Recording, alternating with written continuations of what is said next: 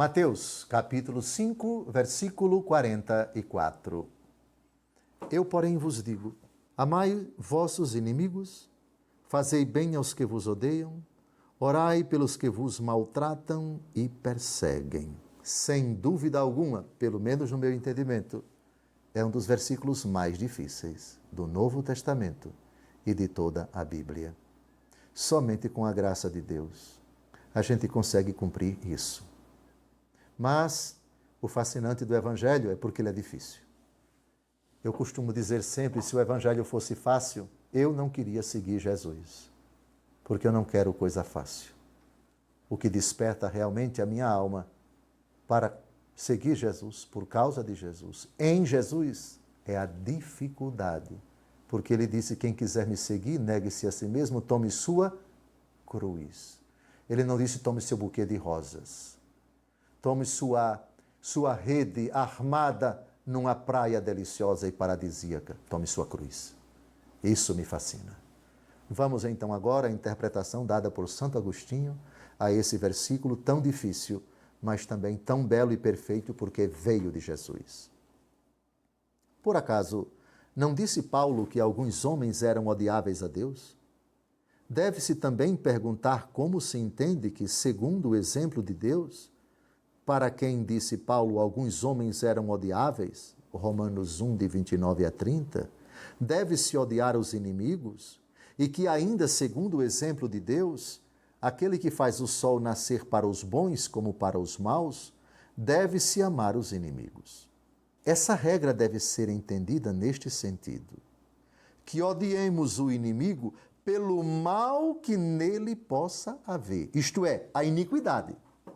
E que amemos o inimigo pelo que nele há de bom, isto é, a racionalidade de uma criatura racional, tendo ouvido, mas não compreendido, o que foi dito aos antigos, aborrecerás o teu inimigo. Eram os homens conduzidos ao ódio pelo homem, quando deveriam odiar, isto sim, o vício. A estes corrige o Senhor quando acrescenta, eu, porém, digo-vos, amai os vossos inimigos. Como anteriormente já tinha dito, não vim para os abolir, mas para os cumprir. Ao mandar que também amemos os inimigos, obriga-nos a compreender como podemos, tratando-se de um mesmo homem, odiá-lo pela sua culpa e amá-lo pela sua natureza. Pronto. Lembram do programa anterior? Da dificuldade de você aplicar esse princípio de Jesus, amar o inimigo, quando o inimigo é o diabo. O que é que o diabo tem que pode e deve ser amado? Por mais difícil que pareça, o diabo é uma criatura de Deus. E não foi criado mal, foi criado bom. Depois ele se perverteu por iniciativa dele, por abuso do seu livre-arbítrio, porque escolheu contra Deus, porque se rebelou contra Deus. Mas, se ele existe, é obra de Deus. E foi criado bom. Depois se perverteu. Ele não nasceu mal. E tudo aquilo que Deus fez é bom. Criador do céu e da terra e de todas as coisas visíveis e invisíveis.